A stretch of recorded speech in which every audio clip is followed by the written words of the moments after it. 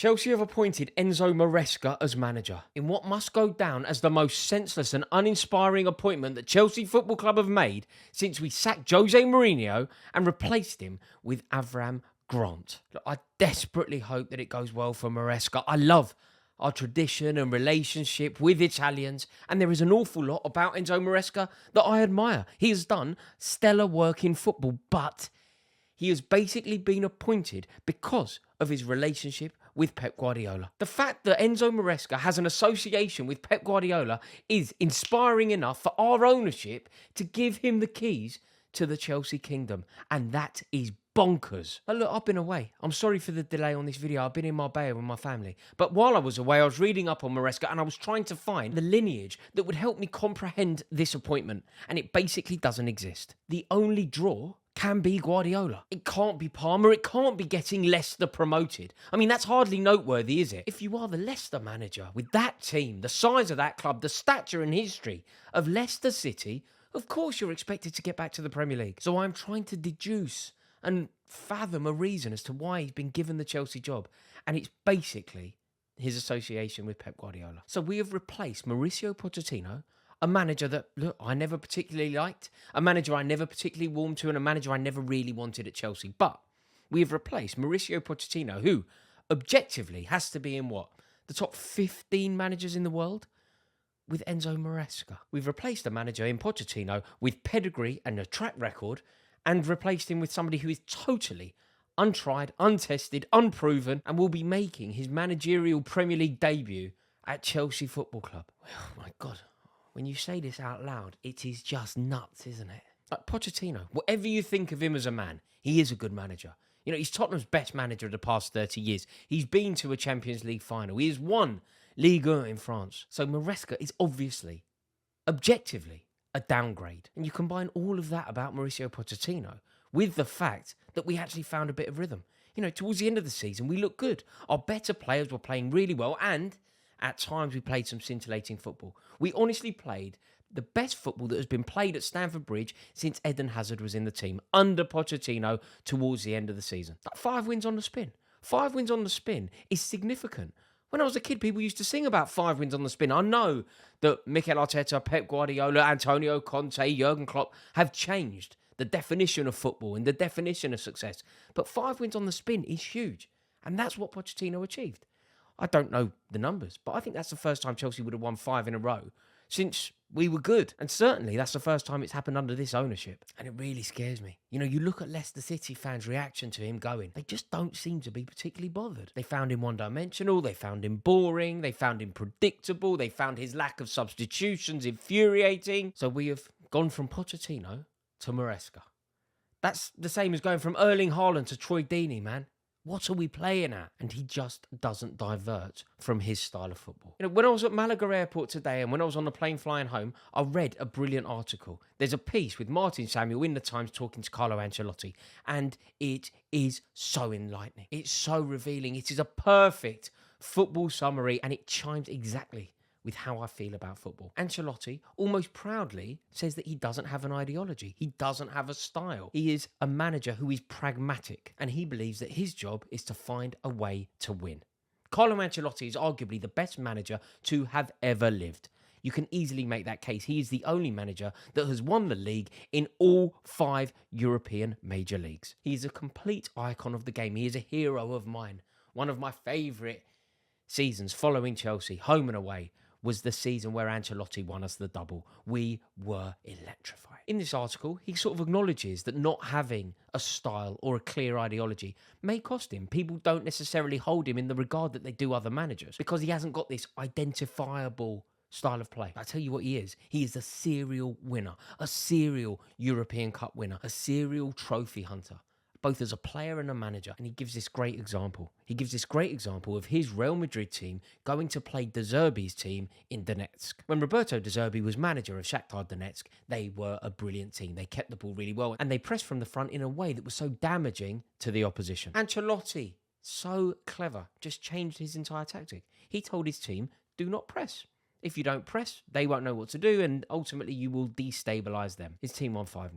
Real Madrid went to Donetsk and battered De Zerbi's very impressive Donetsk team 5-0. That is good management. Pragmatism is good management.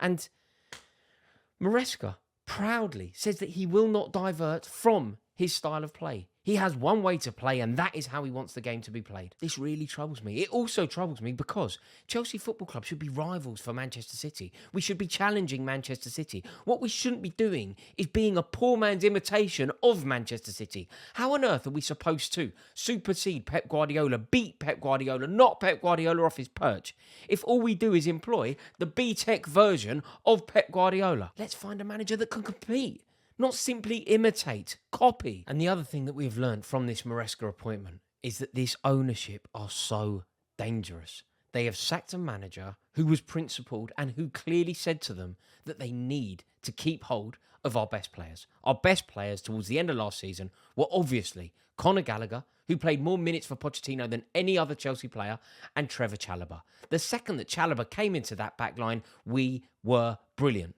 We won. In fact, we stopped conceding. It was amazing. And there is no doubt in my mind that Trevor Chalobah is a better player than Axel Disasi. Trevor Chalobah is a better player than Benoit Badiashile. And it was foolish to buy them with him lurking around. So Mauricio Pochettino obviously had a conversation with the ownership and said, Gallagher must stay, Chalobah must stay. And they have basically said nobody will stand in the way of the Stuart and Winstanley project. That includes Mauricio Pochettino. So with that, they've sacked him and they have brought in a manager who will clearly bend to their every whim. They have brought in a manager who knows that he has lucked out getting the Chelsea job. So he will not rock the boat. He will play by the rules and he will not stand in the way of the vision of Clearlake, Bowley, Eghbali and everyone associated with the boardroom at Chelsea. This isn't only damaging to Chelsea Football Club, it is so dangerous for football. Enzo Maresca is no longer the manager. He isn't the manager of Chelsea. He is the head coach.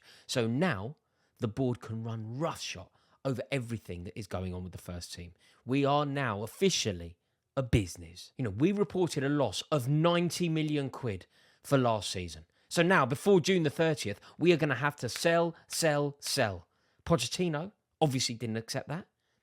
Maresca has. And as always, the painful reality of this is that the way that you make up the money is to sell the homegrown players. Therefore, the second that Tottenham Hotspur bid for Conor Gallagher will go. Nothing screams panic. Nothing screams idiocy in the boardroom. Nothing screams having no understanding of what Chelsea Football Club is all about than selling your sometime club captain to Tottenham for 50 million quid. Trevor Chalobah is going to go to West Ham United, it seems. I think it's also fair to assume that Armando Broja, Ian Matson will also leave. And Enzo Maresca will not stand in the way of this. Why?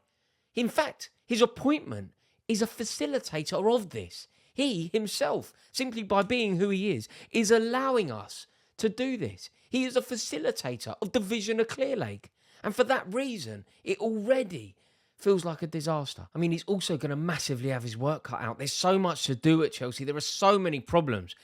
Is his CV up to it? Is he capable of dealing with the array of issues at our club? First and foremost, can he get Enzo Fernandez playing well? We're going to sell Gallagher. That is now a guarantee. So Enzo Fernandez has to play well. I've seen nothing to suggest that he is capable of doing it. I've seen nothing to suggest that Enzo Fernandez can be the £100 million player. I've seen nothing to suggest that Enzo Fernandez can partner with Caicedo in the way that Conor Gallagher has done. But Enzo Maresca now has to make that happen. A rapport with the fans is essential. Is he that kind of guy? Is he able to do what Mauricio Pochettino couldn't do and create a vibe, create an atmosphere, create a relationship with the Chelsea faithful? Because that is going to be essential for it to go well for him. He's going to have to find some chemistry within our fan base. And another thing that he's going to have to do, our injury list is appalling. Think about how debilitating our injury list has been. Fofana, Lavia, he's going to have to really delve deep into the issues in the treatment room and find out what is going on. Because if we have another season like last year, it is unsustainable. So there we have it. Look, by the time the season comes around, I'll be singing Enzo Maresca's Blue and White Army. I desperately hope it can work. I hope that he can raise his game and be the manager that we need him to be. But this just feels so underwhelming to me. It feels so problematic to me. I really hope I'm wrong. West London's link with Italy is a strong and proud one, and some of our best and most influential players have come from Italy. Roberto Di Matteo should have a stand named after him at Chelsea. Gianfranco Zola should have a statue built already.